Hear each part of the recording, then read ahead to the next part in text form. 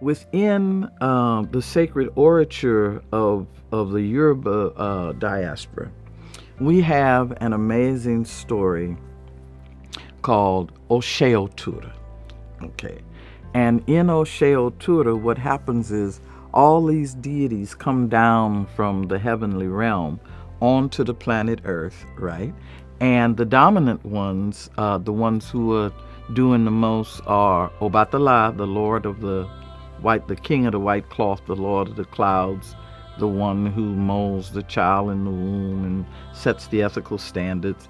We have Ogun, who is the tool maker and the wild man in the woods. And we have Shango, who is the Lord of the Flame and political organization and the ego of the human being. Okay. And they come down with Oshun, who is the goddess of love and sweet water and sensuality and compassion and all of that. And in the folklore, when they start out trying to create the world, one of the male deities makes some comment to the effect that they really don't need Oshun. Okay. And she's very sensitive to insult, by the way. So Oshun decides, oh, well, you'll see. And she goes and she sits on the moon and spends time looking in the mirror and powdering her face. And while she does that, all the sweet water on the earth dries up. And they can't do nothing. They can't build no houses. They can't make no tools. They can't grow no food. They can't create nothing. Nothing is working because love has left the planet. Okay? And when they realize that nothing is working, they run back up to Olodumare, the one who owns the whole spectrum of the rainbow, the owner of the day. And they complain. What you sent us down here for if we can't accomplish nothing, right? And Olodumare says, somebody's missing from this crew that I sent down there. Where is Oshun? And the comment was made, well, who needs her? And that's when Olodumare summons Oshun from her resting place where she's just, kicking back, waiting for them to recognize what's happening. When she arrives, she explains that they insulted her.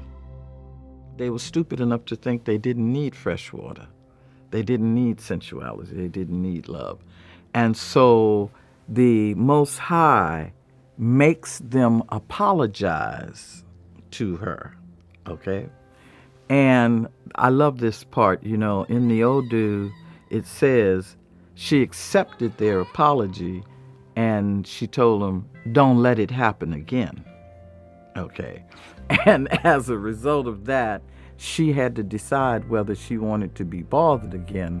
And so she turned herself on herself and gave birth to Elegba. Now, I want to say very, very clearly that Osheotura is a very, very important story in my tradition. All of the stories we see, when they hit the tray, when they arrive in front of us, we look for the manifestation of the story around us. To have Oshun leave us is a very, very dangerous thing, okay? And we see it in things like fracking. What's happening to our water supply? We see it in things like the way that they are raping the queen bee. Honey is sacred to Oshun.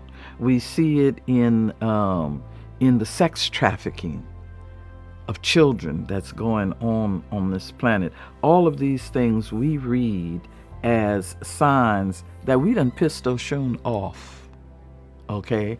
And so for the last 10 or 12 years, there have been priests all over the world going to the river, going to places where the river's dry, and making offerings and begging Oshun to come back to us. All of this is about wanting to recognize the power of the divine feminine.